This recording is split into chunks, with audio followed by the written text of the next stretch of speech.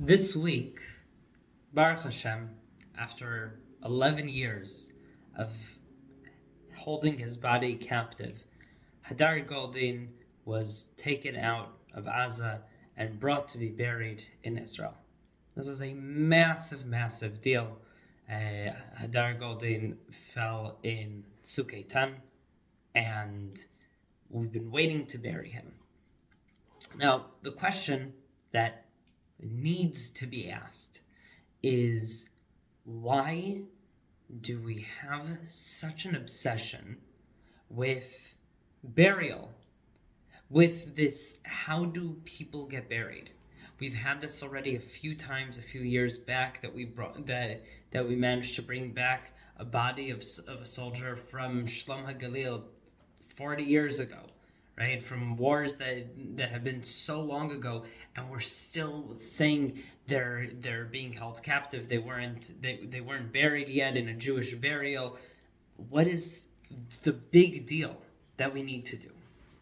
Now, this relates directly from the Parsha, that we read that Avraham comes to bury Sarah Imenu, the first Jew that needs to get buried.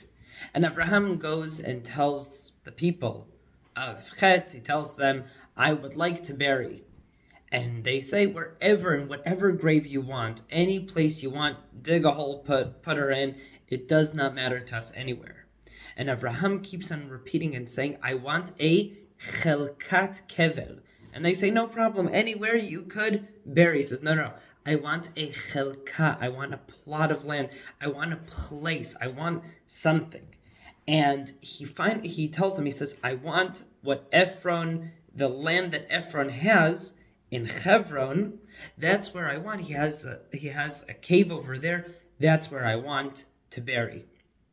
And the Midrashim tell us about that this is the cave that he walks into when he's chasing after the calf that runs in there, and he goes in and he sees Adam and Chava, Adam and Eve, the first people, and he sees them lying there and surrounded by candles, and he smells the smell of Gan Eden, the Garden of Eden, and he knows this is the entrance to the Garden of Eden, and he says this is where he wants Sarah to be buried, and later on where he gets buried.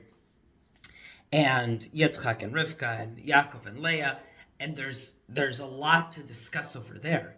But there's something very interesting that he insists on. We need to be buried in a certain way. We need to have this connection. So first of all, this need for Abraham to have Sarah and himself and the other patriarchs and matriarchs buried in Marat Machpelah, in connection to Gan Eden, has to do with an understanding, a very, very important and deep understanding, that this world is not the end. It's not the end result. The next world is the goal. The next world is its place. And the second part of that is that, God willing, there will be Tchiyat HaMetim, and that we need to be buried in a certain way. Putting that aside for a second, we have a mitzvah to bury things that are holy or used to be holy. So, for example, a Torah that is no longer kosher ends up getting buried. A box that houses the tefillin, when it becomes not kosher or not usable anymore, it gets buried. A mezuzah, when it is no longer kosher, it gets buried. We bury it because it used to house something holy inside of it. There used to be something divine about it, something holy, and now that it's gone, we bury it. We have inside of us a neshama. Our neshama is divine. It comes from God. It's a part of God.